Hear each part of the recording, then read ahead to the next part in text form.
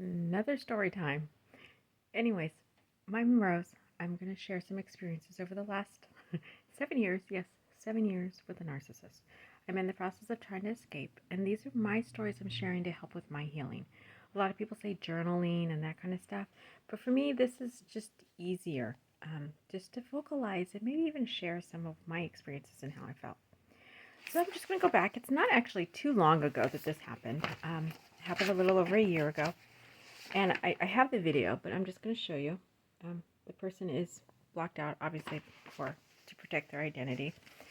And this happened. He got upset because I went in and I said, hey, I bought I think it was a Starbucks sandwich or something in the refrigerator, and I bought that for me to have. Okay, so you could see me here trying to talk to that person.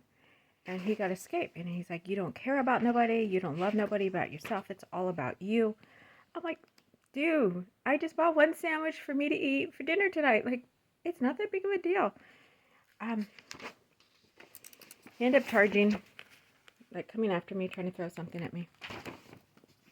I do have the video, but again, I can't protect his identity because again, it's not about him. It's about the narcissist behavior, and my recovery. It has nothing to do with him. It's what I escaped from and what I'm a victor of. So I want to make sure I focus on that and less of who that person is, okay? So that's why I'm not going to share the whole video. Just kind of glimpses of it. So this happened, and he went obviously ballistic. He turned and actually had a bag of cans that he was taking out. And again, I did all the grocery shopping. So all those cans are purchased by me. And he's putting them in a bag. And I said, hey, I bought this, and this is why I bought it. Can you not take that? And then he goes off about how I don't care about anyone or anyone else about myself, and it's all about me. And on and on and on and on and on and on. And then he takes the bag with the cans, and turns around and swings and throws them at me. I obviously moved, as you can see in the pictures. And he missed, and they ended up hitting the ground right in front of me, right? And he comes over, and you can see him towering over me. In one of those pictures, here I can kind of grab him and show you. So, towering down, because he is, about a foot taller than me.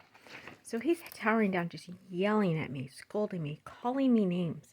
And if you're in a narcissistic relationship, remember, which I didn't know at the time, that's what this was. It's not about you. So in this time when he's going off and calling me these names, at the time I didn't realize it wasn't me. I was thinking there was something wrong with me. Like, what? Like, I couldn't understand why he went so far to the extreme over a Starbucks sandwich. And I don't remember, something I was going to make for lunch or dinner. Just, hey, I just picked those up yesterday. Don't I get you want to feed your homeless person, or later find out, good things in with your little side piece, and you want to drop her off some food so she can make you lunch and dinner, which I didn't know that at the time, but that's, irrelevant because it's about my healing. So he went off, and then he's scolding me and yelling at me. And if you've been with a narcissist and you start to learn the patterns, and you'll realize that everything he was saying about me was really about him and how he felt and how insecure he was about himself and his life.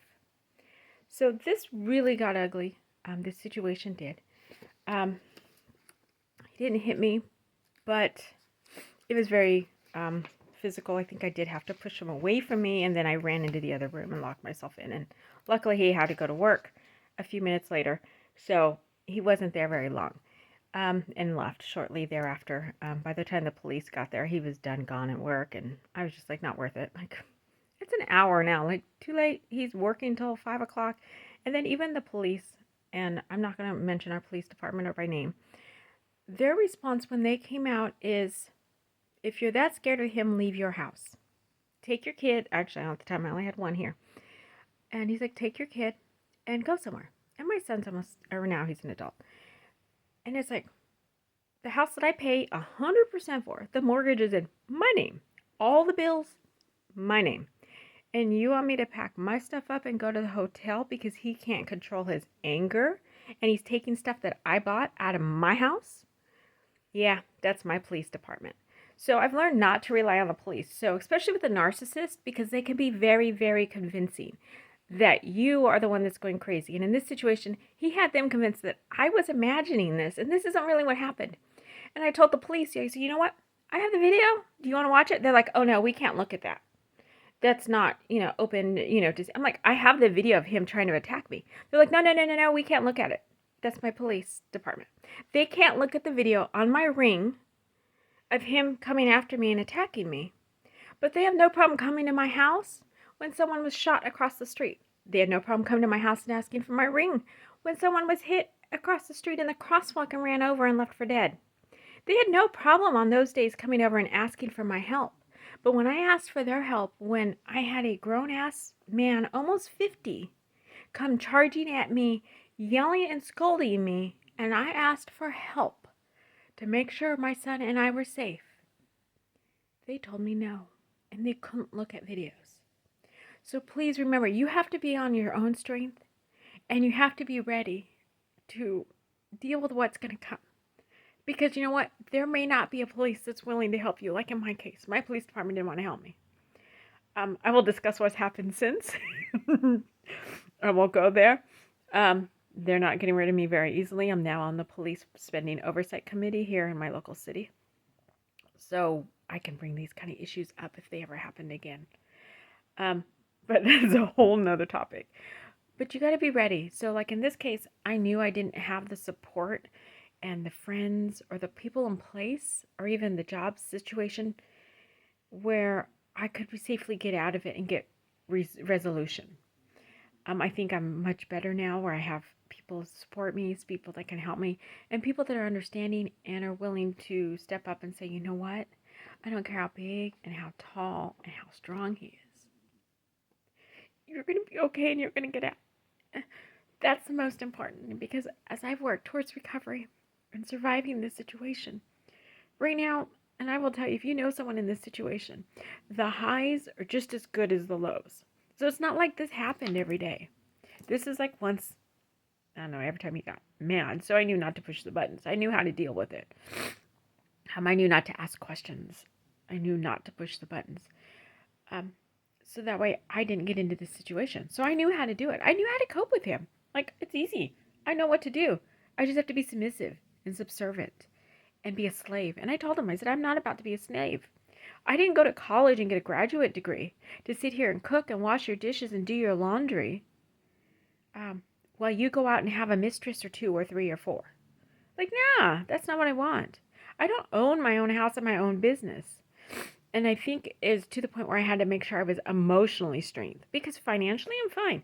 Physically, yeah, he could kick my ass. He can probably kill me. And I'll go into that later. He has made those attempts. Did he actually try? Yeah, he did have me in chokehold. And I'll go into that different later. But you have to be ready, because the people around you may not be able to support you or help you through the process. And I finally have to get strong enough and smart enough to be able to do the same back. Because right now, we're in a really big high right now after he did a few things a few weeks ago and again this weekend. It was small this weekend, right?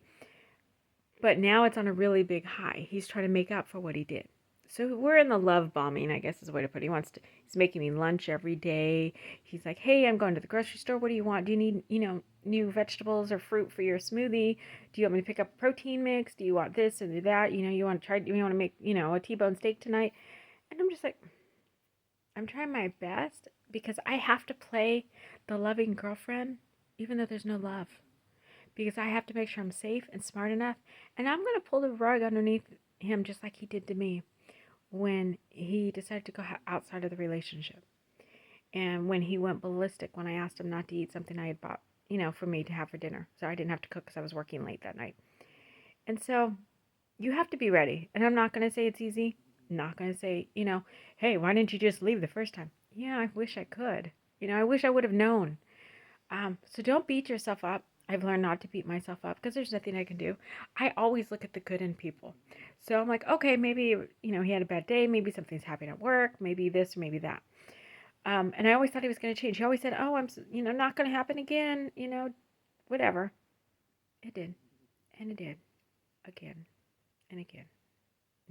And again. And I know it's going to happen again. But this time, I'm equipped with what I need. I'm going to kind of leave a little bit out, but I'm going to make the next step to not have this ever happen again. But I have to make sure I play it right. Because again, it's my safety. It's my son's safety.